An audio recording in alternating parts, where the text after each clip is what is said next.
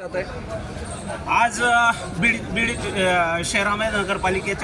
नगरपालिकेच्या निवडणुकांमध्ये सर्वप्रथम आम आदमी पार्टी उभा राहते। खरं तर आम्ही पाठीमागल्या 10 ते 12 वर्षापासून बीड जिल्ह्याच्या शहराच्या प्रश्नावरती काम करतोय आणि या प्रश्न अद्यापही सुटलेले नाहीत आणि वारंवार सत्तेवर येणारे पैसा लाव आणि सत्ता घे या लोकांना हटवण्यासाठी आम आदमी पार्टी या ठिकाणी ताकदीनशी सर्व पॅनल सहित सर्व वार्डांमध्ये उमेदवार उभा करून ठामपणे नगर अध्यक्ष असतील, नगर सदस्य असतील, महिला मंडळांना